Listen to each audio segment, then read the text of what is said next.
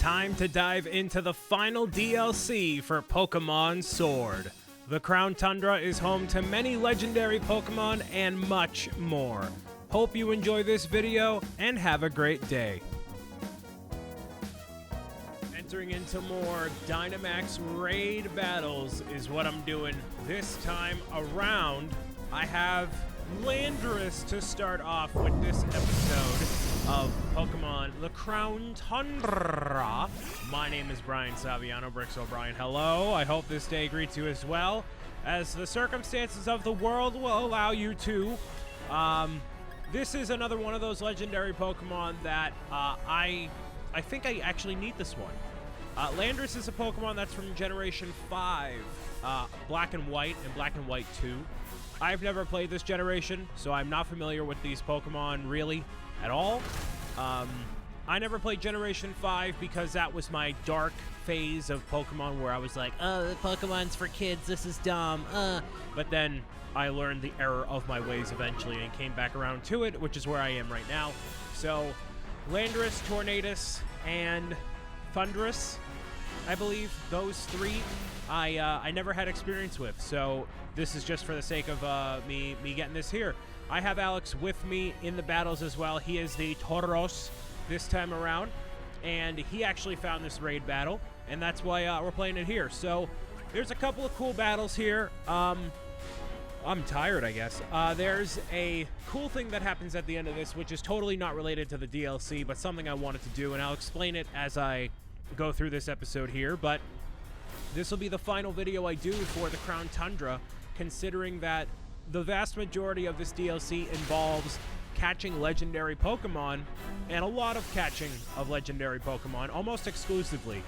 So, with the Isle of Armor, there was a lot more story-based things to do in the game, and it was really cool that you could learn more about the region and kind of go on this tangent and whatnot. And what I love about my favorite generation of Pokemon, which is Generation 4, is that you're able to get a lot of lore about Pokemon from Generation 4 because of the Pokemon. The story involving the humans normally doesn't matter at all. A lot of it is just nonsense, filler, doesn't matter, whatever.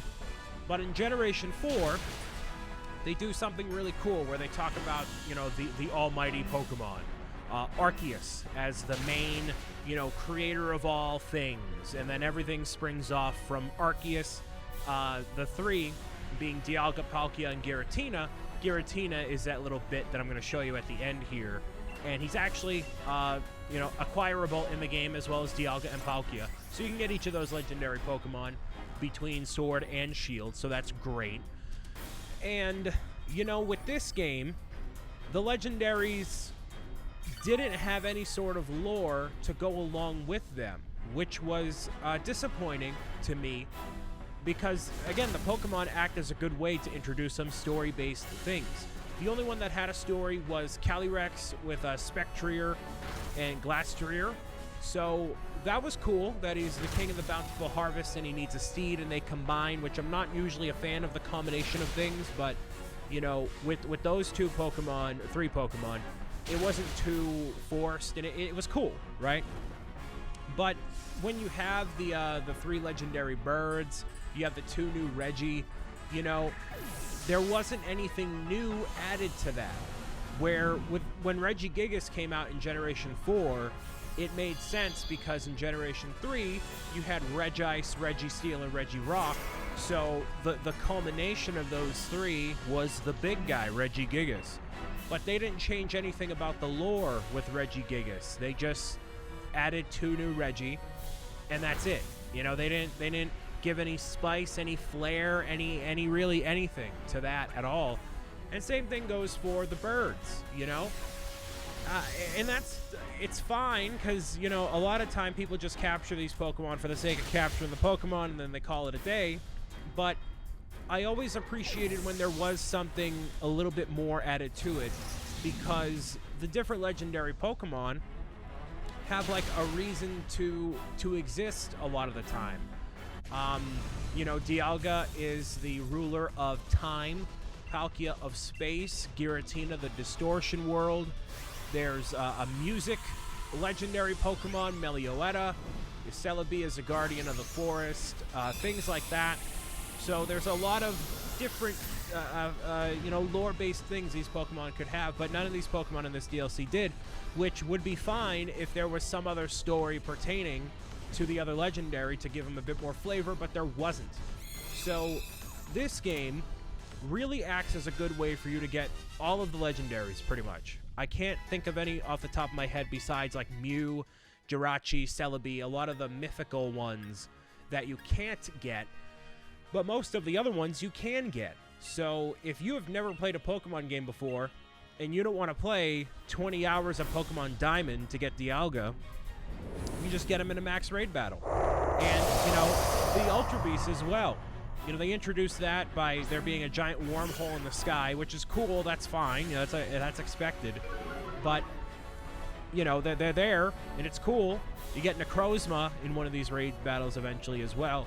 But the Ultra Beasts are not as rare as I initially thought.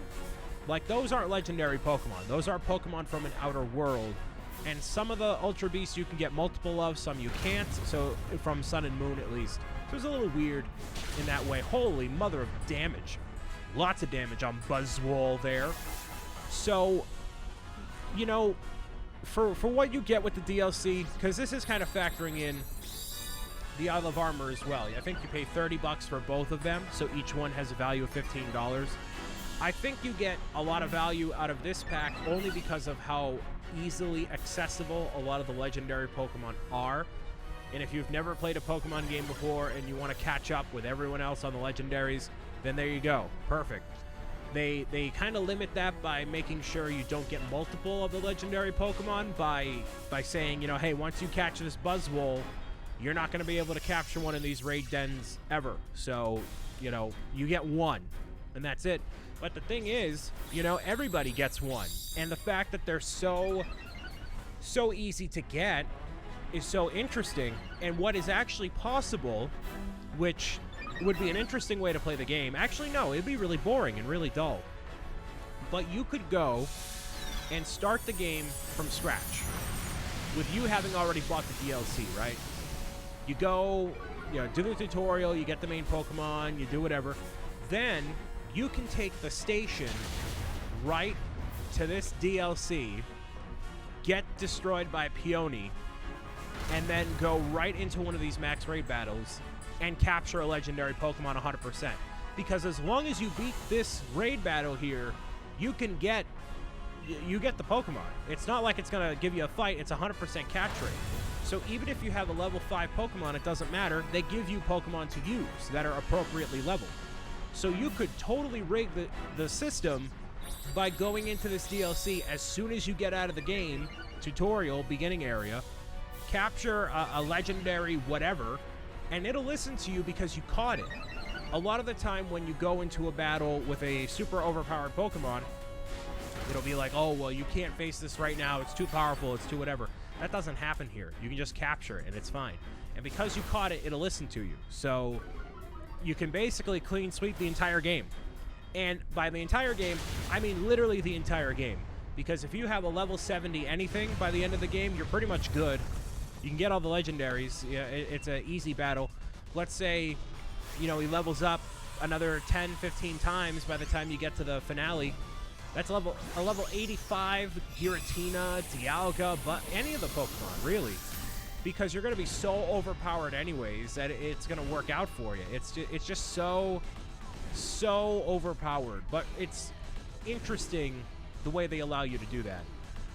And I know for a fact they allowed you to do that because if you go and do the Calyrex situation and you get all the way to the very end, when you go to challenge Calyrex, he'll say, hey, this Pokemon's too powerful for you. You should come back once you're champion.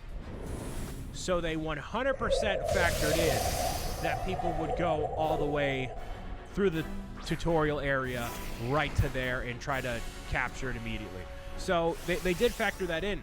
And it's still, you can totally just capture the Nihilago and use it, you know? So do with it what you want. I think it's cool that you can get every legendary. I don't like that there isn't as much lore added to it, but it doesn't really matter. Are people gonna play for the lore of Pokemon? I think there's something Pokemon story related that should work, whether it be the lore or if it's gonna be the story involving the humans or whatnot, but there's none of that here. At least with Isle of Armor, you got the big open world area as well as some lore and whatnot. But the real lore for a lot of these legendary Pokemon come from the games that they originate from. The Ultrabeast were a pretty important part of Pokemon Sun and Moon. I'm assuming of Ultra Sun and Moon as well. I never played that version of the game. But, you know, you're definitely losing a little bit of the grand stakes of everything just by capturing Dialga here instead of going to the top of Mount Coronet and getting it that way, and as the box cover legendary. Which, fun fact for you, what I end up doing toward the end of this video is going into Pokemon Home, and I take out one Giratina that I have, and I actually found the greasiest orb, which allows you to transform it into Origin Form Giratina. It goes from being like a six-legged creature to like a serpent, and it looks really cool, and you're going to see it by the end of the video. But what I noticed is that now that this DLC is out, right, you have access to over 800 Pokemon. I think 600, 600, 800, whatever. You get access to a lot of Pokemon, right? But not every single Pokemon. So, of the Pokemon you can transfer in, holy mackerel, that's some big damage, brother. The things you can transfer in, most of the Pokemon, but Pokemon such as Piplup, Chimchar, Turtwig, Fennekin, Froakie, all those. So generations 4, 5, 6, and 7. Or 4, 5, 6. I think it's 4, 5, 6. You cannot transfer into the game. Now at this point, if those Pokemon aren't programmed into the game, why not make those Pokemon be available, right? Why hold back any of the Pokemon at this point? Well, it's because they want to save it for the next game. Now, what could the next game be? The fact that they don't have Piplup in the game, this game here, they're holding back some of the other starters as well, kind of reaffirms to me that they are going to do a Generation 4 remaster. I certainly hope so. A few clues are there for it. I think that's one of them, but you do get access to the Generation 4 legendaries, almost all of them, in these max raid battles. I don't think you get access to Darkrai, actually. I wish I had a list. Let me see if I can find a list real quick. List of Crown Tundra legendaries. So that way I can see exactly what is here and kind of educate you on that as well. So let's see. Sure, let's go with this list right here. So, there's some Sword and Shield exclusives. So the Sword exclusive legendaries are Latios, Groudon, Dialga, Tornadus, Reshiram, Xerneas, Solgaleo, Ho-Oh. The Shield exclusives are the other variants of them. So Thundurus, Lugia, Lunala, Yveltal, Palkia, Groudon, etc. So there's a whole list of Pokemon that are actually available in this DLC specifically, but it's not all of them. It's actually quite a few that are missing, and a lot of them correlate to the last DLC as well, the Isle of Armor. So let me see if I can go and find a definitive list here. Past legendaries. So what's missing of Generation 4? Darkrai, Arceus, Manaphy. I'm just going up based off of what I know. I'm looking at a list here. Shaman. Shaman is a legendary that's missing. Actually, a lot of the Generation 5 legendaries are there. So there's a couple missing from Generation 4. All of the Generation 3 ones are there. Regigigas is not from Generation 3. That's wrong. Oh well. But they're not there. So all the Generation 2 ones are there. Generation 3 is there. So Gen 4, 5, and 6 is where it gets a little dicey. you know? So I think in the next game they would have all those other ones that aren't here. So between that game, this game here, you're going to be able to get all the legendaries and all the remaining Pokemon that are not in Crown Tundra, Isle of Armor, and Sword or Shield. So I think they're going to do a Generation 4 remaster, because this year they would have come out with, you know, you have Sword, Shield, it would have been, I don't know, Helmet, something, a green-covered game, you know, like the third in the series, because you have Ruby, Sapphire, Emerald, Diamond, Pearl, Platinum, something like that. But instead of doing that, they did DLC for these games, which I think was a smart move. So that just leaves more room for whatever's going to come out next year. And, you know, maybe they can make it a combination of a remaster / reimagining. But that's just all rumors and speculation. The people of the internet like to talk a lot about a lot of nonsense, little nonsensical things they have stewing in the brain there. So you know, just to catch a couple of headlines. I don't like doing that, you know. I like to think about what I would want to happen, but I don't know anything. So nobody knows anything. If anybody thinks they know anything, then they're wrong. So I've had a few people reach out to me and be like, Brian, it's confirmed they're doing a Generation 4 remaster. Well, no. What other online personality did you get that info from? And they're wrong. They're just trying to bait you into watching their video. I won't do that, all right? Because I don't care to do that. I'd rather give you a bunch of ramblings with Raikou and all that. So I obviously catch Raikou here. It's Raikou. I thought it was Raikou. It's Raikou, technically. You gotta be professional here, you know what I mean? And then the final part of this video is me transferring Giratina into Sword, because I just wanted to see the character model move. And what I'm gonna do is shiny hunt for Giratina. So every time you go to the very end here, there's a 1 in 100 chance that one of the Pokemon you have can be shiny. I want to try to get a shiny Giratina. I've never done it. I've never done it legit or hacking or otherwise. So I want to try and do that as a long-term goal of mine. But you actually get the Greasiest Orb from Stow Inside. So once you have a Pokemon that can transform, whether that be Giratina, Thundurus, Landorus, Reshiram, you know, all these different Pokemon, you're actually able to go to Stow Inside and get the item you need to help them transform into whatever they need to. So by me going back into the wild area, I can show you what that Giratina looks like.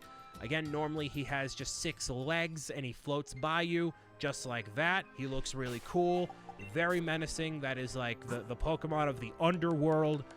Very, very out of my wheelhouse for what I normally like, but now you get to see Giratina in his origin form, baby. So there you go. That's going to be it for me with the Pokemon in the Crown Tundra and all that. I absolutely love seeing this Giratina and everything involving it. So I hope that you've enjoyed my journey into Pokemon the Crown Tundra. It's been awesome. I am basically done with Pokemon Sword, Pokemon Shield, Pokemon whatever. The next Pokemon game to come out will be the one probably a year from this moment right now, which is very sad to think about. But you know what? These games take a long time. Oh my god. These games take a long time to make, and you just got to be patient with it. I actually want to play through Pokemon Platinum soon, so maybe I'm going to do that to cure my Pokemon itch. I want to thank you guys and girls for listening, watching, tuning in, and meowing it out with me. As always, my name has been Brian Saviano, BricksOBrian. I will see you again next time for more Pokemon hotness or something else entirely different. Have a fantastic holiday season. Bye.